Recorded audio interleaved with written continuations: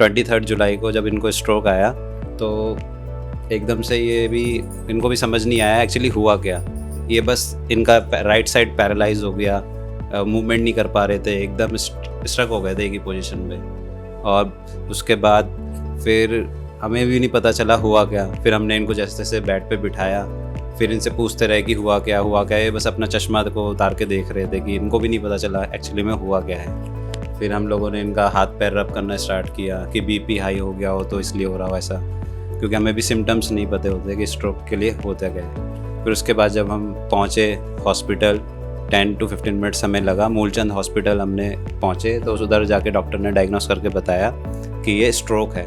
तो स्ट्रोक, फिर हमें स्ट्रोक भी नहीं पता था एक्चुअली में स्ट्रोक होता क्या है। फिर उसके बाद उन्होंने बताया कि स्ट्रोक पैरालिसिस स्ट्रोक है, वो इस्केमिक स्ट्रोक है। उसमें भी 2 टाइप के होते हैं, इस्केमिक और हेमरेजिक। तो ये आपके जो पेरेंट्स को हुआ है वो इस्केमिक स्ट्रोक है, और इनको प्रॉब्लम हो रही थी हैंड मूवमेंट में, लेग मूवमेंट्स में, ये सब इश्यूज़ आ रखे थे।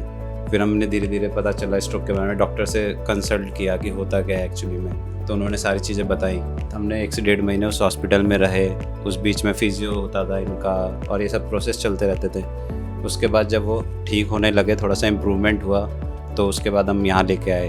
उस इधर की टीम से, हमें मार्केटिंग टीम से हमारे टच में थे। उन्होंने सारी चीज़ें बताई कि क्या क्यों ज़रूरी होता है रिहैब, है ना, उससे क्या क्या बेनिफिट्स मिलेंगे, और जो स्टार्टिंग का पीरियड होता है वो कितना बेनिफिशियल होता है पेशेंट के उससे। तो फिर हमने डिसीजन लिया कि हमें यहाँ लाना चाहिए फॉर बेटर रिकवरी, क्योंकि हम सिर्फ घर ले जाते और होम केयर करते तो उससे कुछ होता नहीं, हम सिर्फ मेडिसिन खिलाते रहते और टेक केयर कर पाते। फिर हम यहाँ आए। यहाँ विश्वजीत सर ने हमारे इतना हौसला दिलाया कि इनका टीटी रिमूवल हम कर देंगे, जो ये भूल गए हैं स्वेलो प्रोसेस उसको वापस लाएंगे।